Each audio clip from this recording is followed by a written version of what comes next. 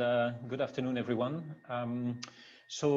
We have about half an hour to speak about a project of a finance transformation that I have done at Hitachi Europe in the past few years. And I thought it was useful to share this experience with like-minded people like yourselves.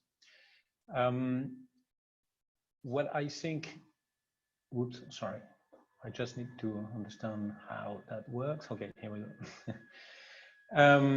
So this finance transformation is all about creating value in the team and for the company. And sometimes we can think about finance transformation as being a cost. I think we need to start the discussion by understanding that the whole goal is to create value for the company. I put my talks around this little simplified data flow in finance, and I will elaborate on the next few slides what I've done around this. But as you can see here, usually a finance team is relying on system, IT systems, where the heart of it is an ERP, which can be SAP, Oracle, or any other.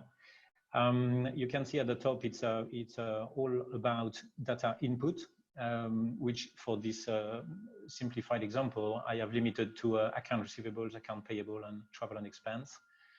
And as you can see at the bottom, this is all around the output from the ERP, which is around reporting, tax, data analytics, and so on. So with this in mind, I think that there are in the world and in my 25 plus years of experience, different level of maturity of every organization when they look at their IT systems and their own organization. And there are different levels of maturity, and for simplification, I have limited it to 4 levels of maturity. So the lowest level is having a company that has just an accounting package, a GL, general ledger, and lots of Excel analysis in every direction. The second level of maturity could be seen as an ERP, which is more than an accounting package. It usually includes lots of different functions integrated together, like manufacturing, HR, and more. And then you still rely a lot on Excel, as in level 1. Maturity level 3 would be when you surround your ERP with lots of integrated application, which would be bringing a lot of automation. And the level 4 is ERP plus integrated application, and then you add a layer of artificial intelligence and robotic process automation.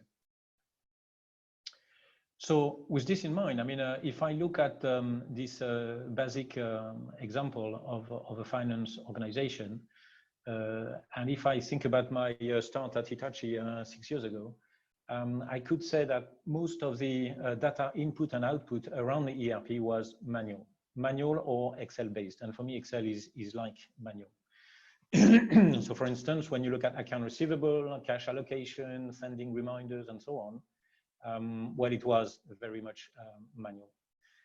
If you look at account payable, most of the time you receive an invoice from a supplier and you have someone who manually type it in and then try to get this invoice approved for payment. Same for travel expense. I mean, travel expense is often underestimated in terms of how much it is time consuming. You usually have to approve the travel, and then you need to process the expenses and refund the employee after a due process of management approval, and then you have the banking process. And it is all, again, manual with Excel. Balance sheet reconciliations, when you do your month end, lots of scan, lots of paper, putting bank statements and other justification into large binders. And if, like Hitachi Europe, you have 30 legal entities in 6 different countries, for someone like me at the center to check that these balance sheet reconciliations have been properly done is an absolute nightmare.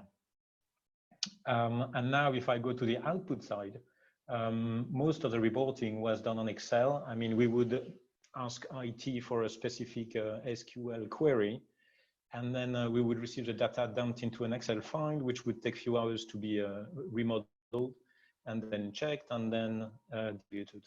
And some P&L and balance sheet and group reporting or statutory reporting was very much relying on Excel systems.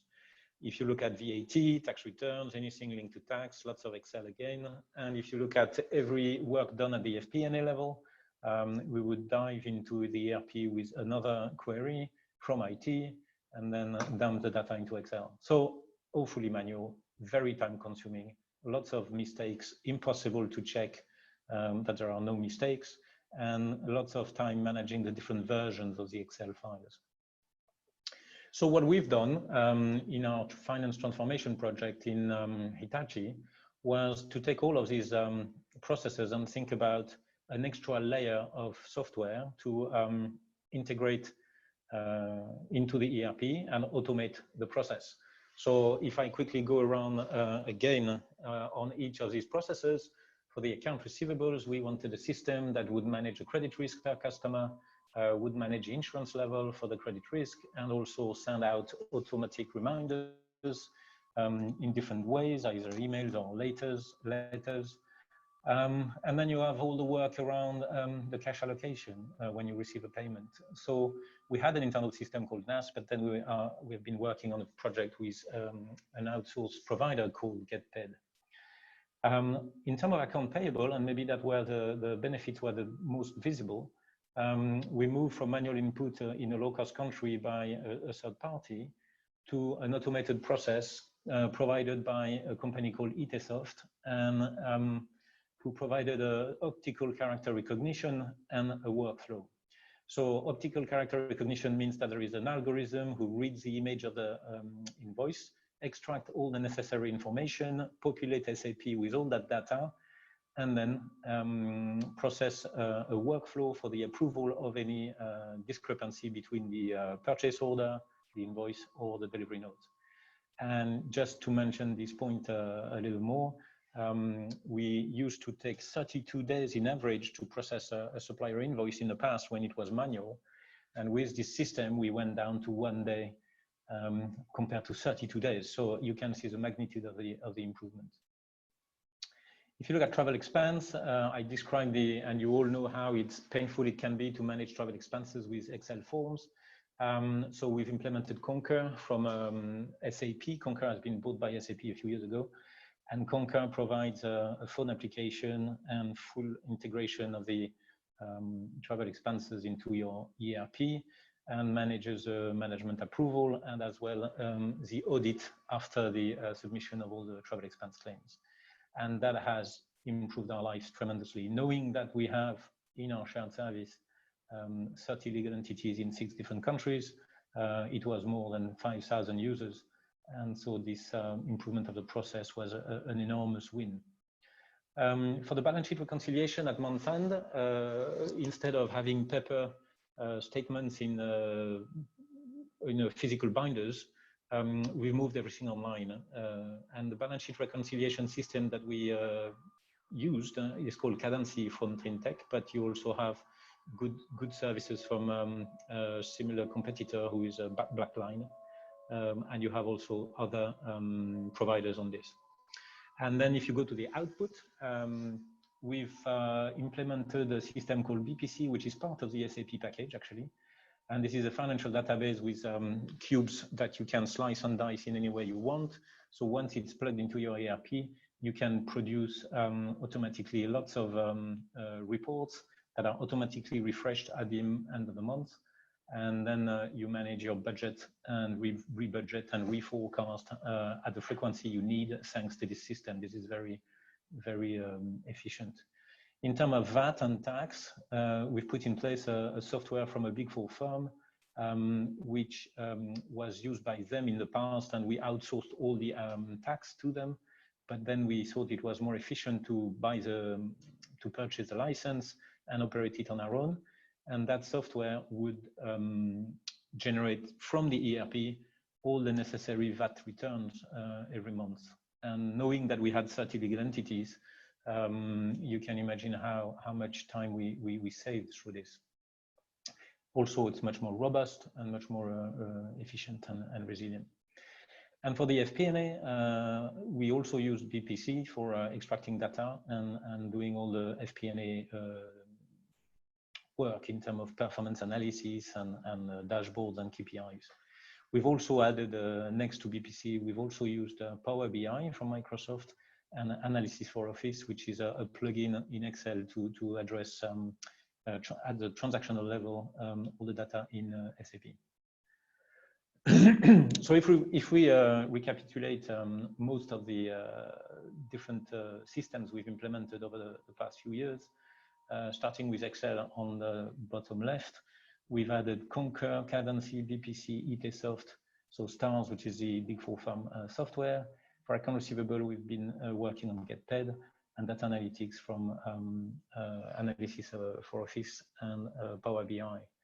For robotic process automation, we've been looking into it, but for the moment, we've not implemented yet.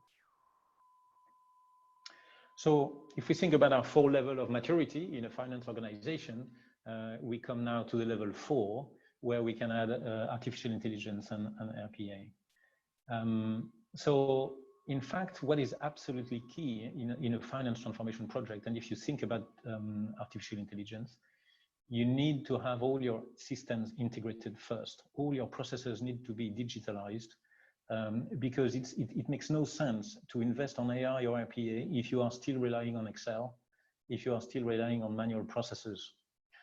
So once you have reached level 3, where the ERP and your systems are integrated, you then have a proper digitalized set of rules. And then your data is also structured, robust, and stored in a proper place. Then it is time to think about artificial intelligence. And for this, in artificial intelligence, I divide my explanation into 2 parts. Artificial intelligence can help on revenue enhancement. It can also help on cost reduction. Of course, artificial intelligence is a very wide topic. It can address any function, any aspects of the corporation. It's not at all limited to finance, but here I'm just narrowing it down to the finance aspect. Just to mention a little link here on the financialdirector.co.uk website, where I have posted a small document back in May on how finance can use AI strategically. But most of the findings are now summarized in the following slides. In terms of revenue enhancement with AI, you can analyze all your billing data that you have in your system, in your ERP.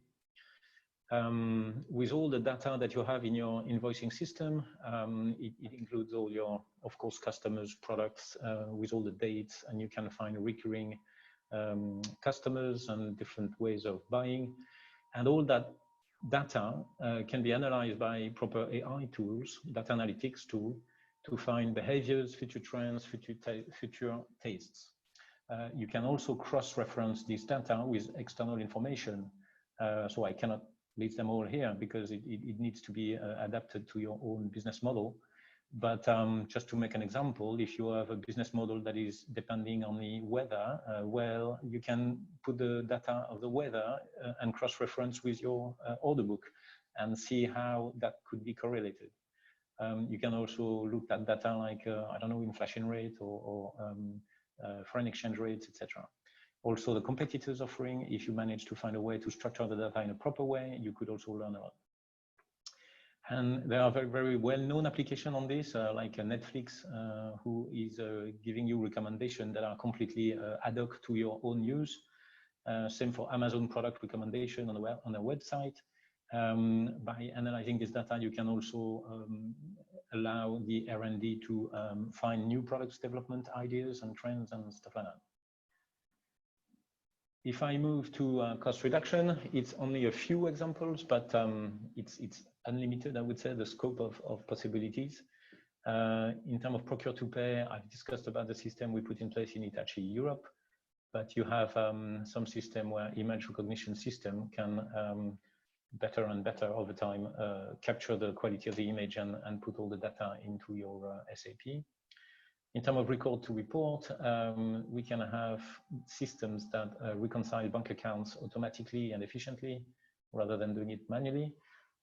You can have some system who can automatically translate financial statements from IFRS to US GAAP, for instance, or vice versa.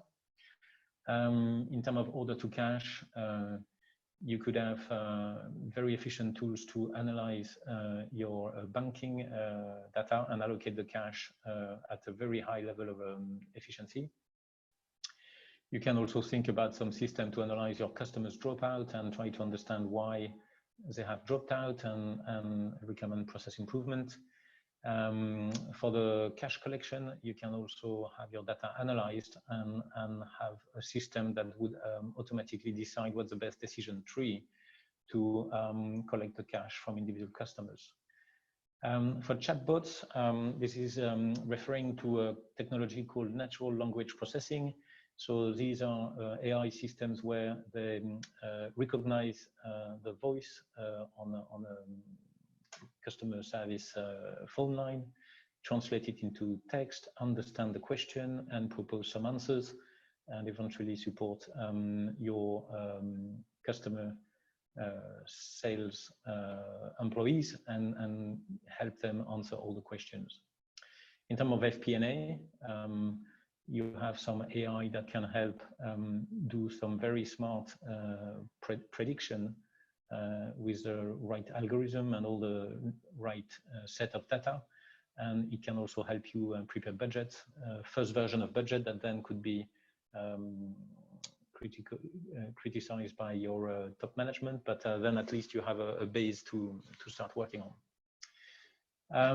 I've also seen an example, we've not done it, but I've seen an example where an AI natural language processing engine was transforming data in dashboards and KPIs into real language.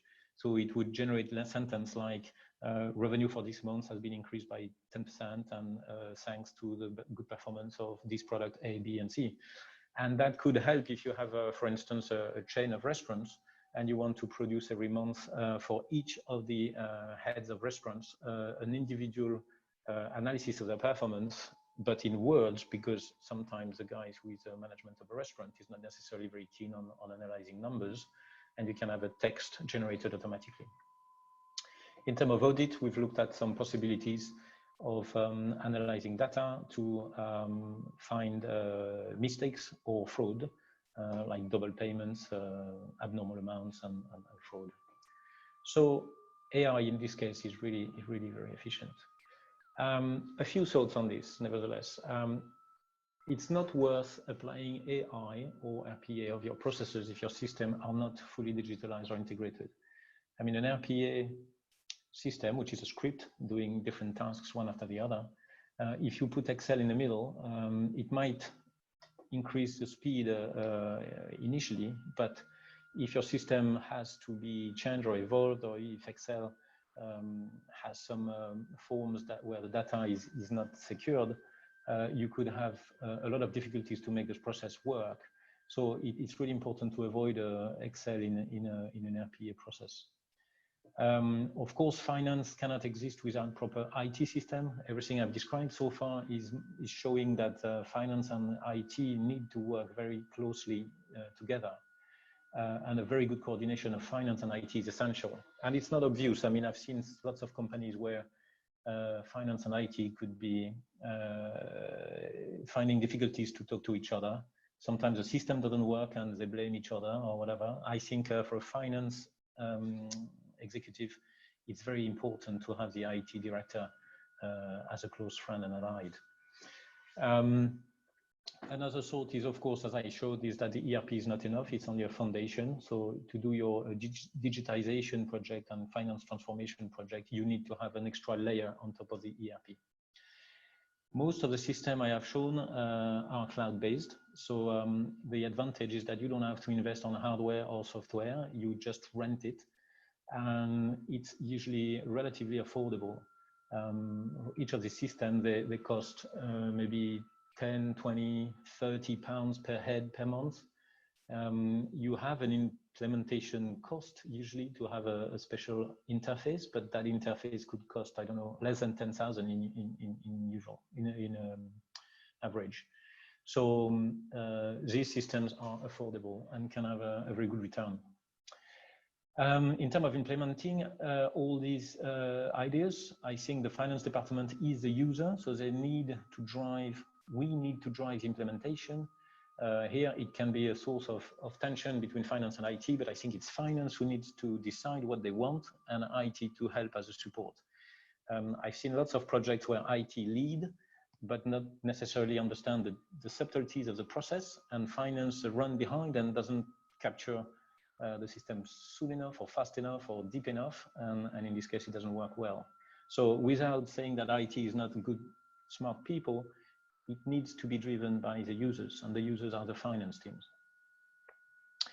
And a last thought on AI in general, I think we need to use AI strategically. It's a mindset, and it needs to be done at the executive team level.